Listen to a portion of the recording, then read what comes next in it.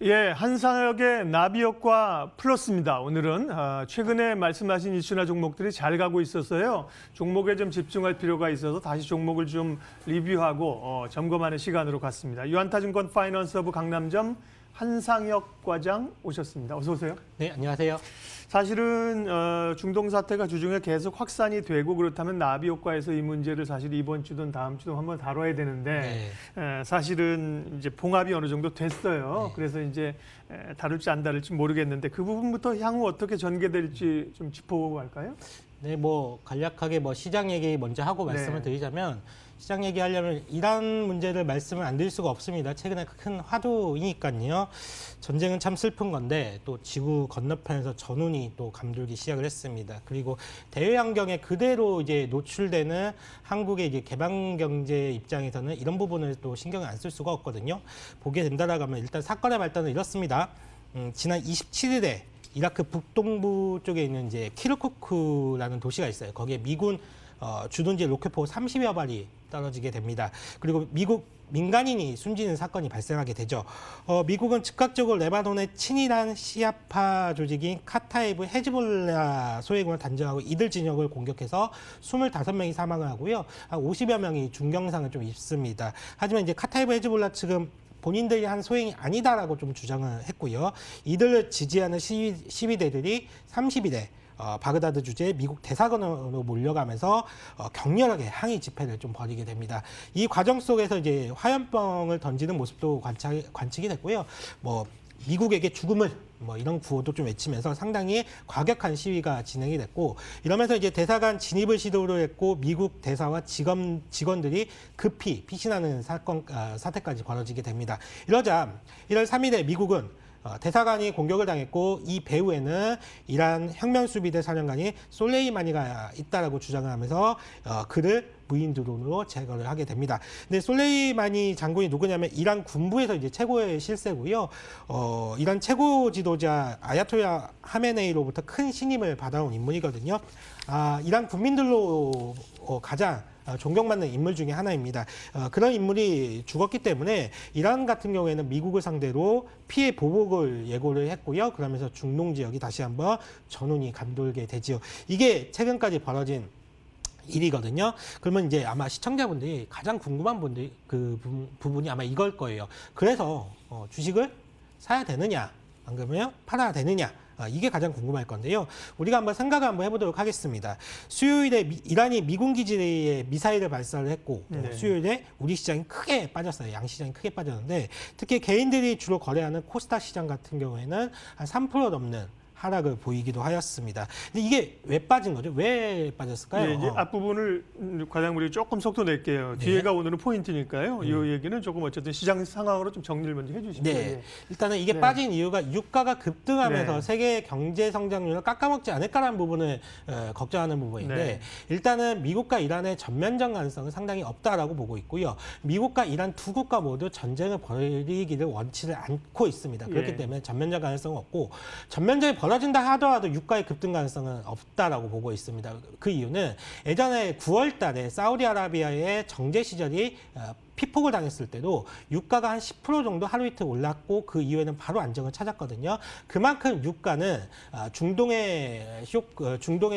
일이 벌어진다고 하더라도 오일 쇼크로 벌어지는 일이 상당히 많이 없어졌습니다. 그만큼 대체제들이 많이 개발됐기 때문인데요. 그렇기 때문에 우리가 시장에서 걱정하는 것처럼 미국과 이란이 전면전을 벌이지 않을까, 또한 유가가 급등하지 않을까 이런 가능성은 상당히 적고요. 주식을 이란 사태 때문에 주가가 빠진다라고 하면 저희는 주식을 바로 공격적으로 좀 매수하면 될 것 같고 이 공격적 매수하는 어느 종목을 사야 돼라고 또 질문할 수 있는데 저희 나비효과에서 상당히 많은 주제들을 다루었습니다. 이들 종목들 위주로 한번 보신다라고 하면 아마 시장 대비해서 큰 성과가 있지 않을까라고 좀 생각하고 있습니다. 네, 이란 사태부터 정리했습니다. 주중에 사실 막 급락하고 상황이 전개될 때 이제 이런 얘기를 이제 해주시고 그러면 우리가 좀 더 깊게 볼 텐데 말씀드린 것처럼 사실 상황이 좀 어느 정도 종료가 됐기 때문에 그 부분 제가 길게 가려고 하지 않는 거고요. 말씀하신 그 최근의 주제들. 비메모리 반도체 얘기를 하면서 언급했던 종목들 잘 갔어요. 대표적인 게 테스나고요. 일단은 11월 말 정도에 제가 다루었던 것 같아요. 그리고 지금도 그때와 생각이 전혀 달라진 게 없습니다. 예전에는 산업의 인프라라고 하면 뭐 화학, 기계, 철강 이런 게 이제 산업의 인프라였거든요. 근데 4차 산업 시대로 넘어오면서 이런 그 기계라든지 화학이라든지 이런 부분이 산업의 인프라가 아닙니다. 지금은요. 산업의 인프라는 뭐냐면 바로 반도체가 결정을 짓습니다. 반도체의 쓰임새가 굉장히 중요한 시대에 살고 있어요. 그리고 특히 무엇을 이렇게 뚝딱뚝딱 만들어내는 하드웨어보다는 소프트웨어가 더 중요한 시대거든요. 그렇기 때문에 비메모리 시장은 앞으로 뭐 지금도 그래왔지만 2020년 그리고 내년, 내후년까지도 상당히 가장 중요한 시장 중에 하나라고 좀 보고 있습니다. 삼성전자 역시 이 부분을 분명히 인지하고 있다고 제가 말씀을 드렸어요. 그래서 시스템 반도체 비전 선포식을 가졌고요. 2030년까지 총 133조 원을 투자해서 새로운 미래 먹거리를 만들겠다라고 좀 했습니다. 그리고 우선순위를 설정한 게 바로 카메라 이미지 센서인데요. CIS라고 불리우죠. 현재 이제 소니가 이 시장에서 MS 1위이지만 삼성한테는 따라잡을 수 없는 기술력을 가지고 있습니다.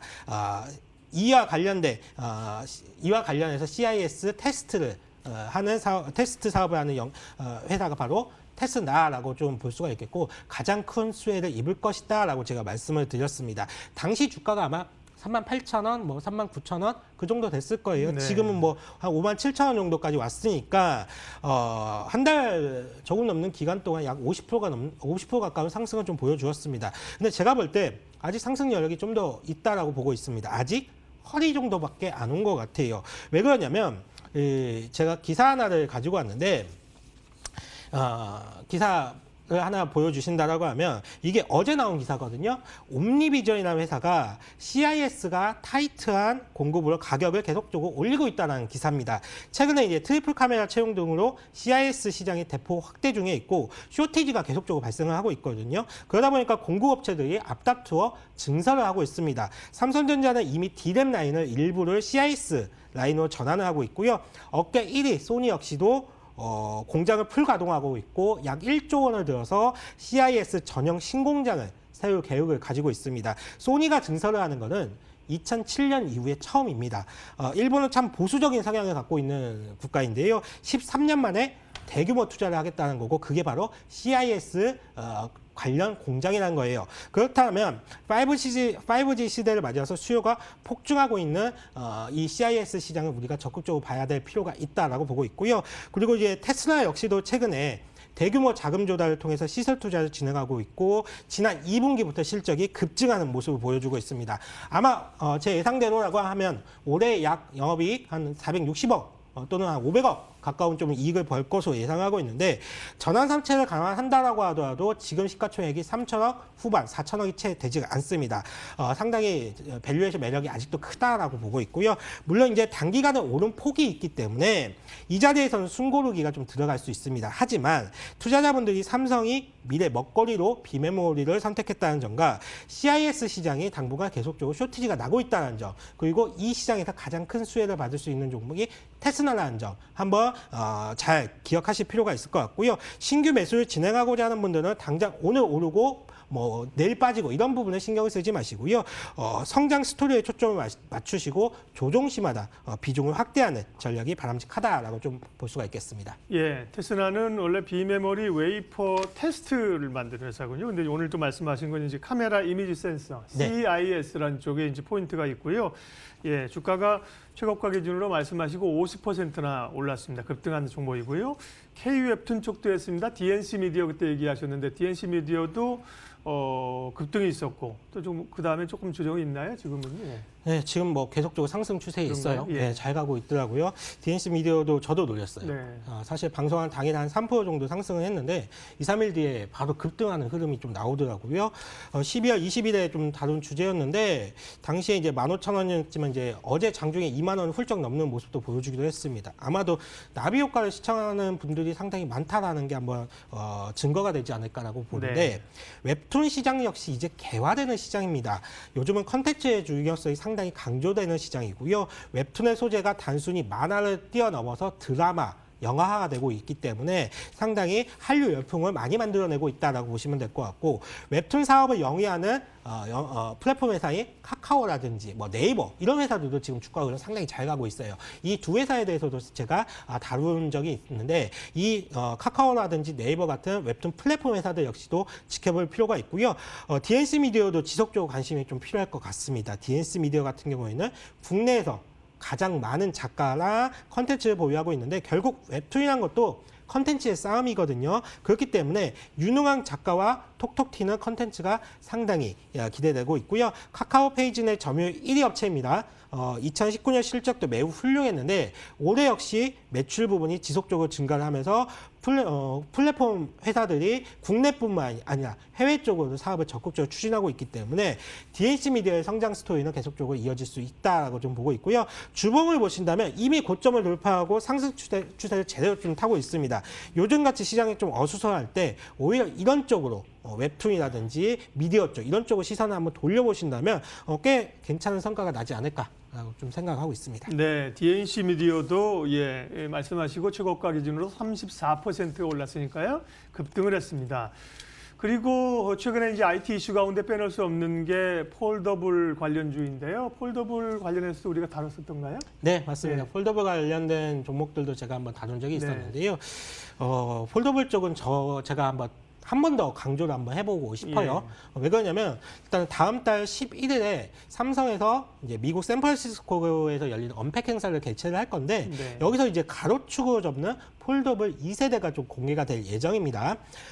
제가 폴더블 쪽을 주목하는 이유는 통신 환경이 이제 5G 쪽으로 변화하잖아요. 그러면서 이 변화하는 통신 환경 속에 스마트폰 교체 수요가 발생할 수밖에 없고 이런 교체 수요를 잡기 위해서 단말기 제조사들이 차별성 있는 제품을 계속적으로 만들어낼 것이고 이 차별성 있는 제품이 바로 폴더블이라는 거예요. 삼성전자뿐만 아니라 화웨이, 샤오미, 모토로라까지 주요 스마트폰 제조사들이 앞다투어 폴더블 폰을 출시하는 이유가 바로 여기에 있고요. 그렇다면 우선적으로 화면이 커지기 때문에 OLED 쪽 밸류 체인을 한번 주목을 해볼 필요가 있습니다. 특히 애플 같은 경우가 가장 중요한데 애플이 약 폴더블 폰을 2022년 정도면 출시를 할 것으로 좀 예상을 하고 있습니다. 그렇다고 하면 발주를 넣는다고 생각을 했을 때 2022년에 출시를 하기 위해서는 2021년 보통 발주는 6개월에서 한 1년 전에 넣거든요. 그렇다고 하면 2021년에는 발주를 넣어야 됩니다. 그러면 폴더블이라는 거는 화면이 커진다는 부분을 생각을 해보시라고 말씀을 드렸어요. 그리고 삼성전자가 폴더블 폰을 대박이 났다라고 얘기를 하잖아요. 근데 그게 이제 판매 대수가 500만 대 정도가 됩니다. 500만 대를 판매를 했는데 상당히 많이 팔린 거죠. 근데 애플 같은 경우는요, 모델 수가 많이 없어요. 폴더블 한 가지 모델로 5천만 대 이상을 팔아 제끼는 게 바로 애플입니다. 근데 애플에서 폴더블 폰을 출시했다? 아마 5천만 대는 쉽게 넘어갈 거예요. 상당히 많은 양의 판매가 될 것으로 예상하고 있는데 그렇다고 하면 OLED에 대한 수요가 폭발적으로 증가를 할 수밖에 없습니다. 다들 아시다시피 애플의 OLED 납품하는 회사는 바로 삼성 디스플레이고요. 삼성 디스플레이는 이런 부분을 생각을 한다라고 하면 올해에는 대규모 투자를 진행을 해서 신규 증설을 좀 할 필요가 있습니다. 올해 투자가 진행이 되어야지 한 1년 정도 장비 들여다 놓고 세팅하고 수율 잡고 그리고 내년 2021년부터는 발주 물량을 받기 때문이죠. 이런 부분을 생각을 한다라고 하면 OLED 밸류 체인 한번 꼭 보실 필요가 있다라고 보고 있고요. 관련된 종목으로 두 가지만 딱 말씀을 드리도록 하겠습니다. 먼저 첫 번째 말씀드린 게 AP 시스템. AP 시스템은 OLED 관련해서 대장주라고 좀 할 수가 있겠고요. 항상 5G 관련해서는 KMW가 우리가 대장주로 많이 언급을 하잖아요. OLED 밸류 체인에서는 AP 시스템이 대장주 역할을 할 가능성이 상당히 높습니다. 한번 꼭 주목을 해볼 필요가 있고요. 그 다음으로는 ICD라는 종목이 있습니다. 이 종목은 플라즈마 기술을 기반으로 해서 OLED 전공정 장비 업체인데요. 제가 AP 시스템하고 ICD 같은 주로 전공정 업체들을 말씀을 드리는데 OLED 밸류 체인에서는 이런 전공정 업체들, 특히 삼성향 업체들을 주목하실 필요가 있습니다. ICD 같은 경우에는 최근에 조금 조정을 받는 양상을 보이고 있는데 이런 조정은 오히려 매수 기회다라고 볼 수가 있습니다. 올해 예상되는 실적을 생각을 해본다라고 하면 이렇게 조정이 나왔을 때 우리 투자자분들이 적극적으로 매수에 가담을 해야 되고요. 빠질 때는 무섭잖아요. 하지만 제가 말씀드리는 이런 성장 스토리, 삼성에서 OLED와 관련된 투자가 나올 수밖에 없다. 그리고 이 투자와 관련해서 가장 큰 수혜를 입는 업체는 에피스템과 ICD다라는 부분만 주목을 해보시고 접근을 하실 필요가 있겠고요. 다음으로 역시 주목을 해봐야 될 부분은 바로 힌지 부분입니다. 관련된 종목은 KH 바텍이 되겠죠. KH 바텍 역시도 폴더브와 관련돼서 충분히 수혜를 입을 수 있는 종목이기 때문에 KH 바텍은 최근에 조정을 보이고 있지만 이 조정을 적극적으로 매수 기회다라고 보시고 한번 보시면 하반기 그리고 올 상반기 이후에 상당히 좋은 성과가 있지 않을까라고 기대를 하고 있습니다. 한상혁의 나비효과 플러스, 유한타증권 파이낸서브 강남점 한상혁 과장 함께했습니다. 수고하셨습니다. 감사합니다. 예, 위증신 올랐는데 우리 야간 선물은 조금 주춤하네요. 마이너스 0.14% 약보합권으로 잡히고 있어서요. 오늘 출발이 어떻게 될는지 궁금합니다. 구체적인 출발 상황은 잠시 후 2부에 이어가겠습니다. 고맙습니다.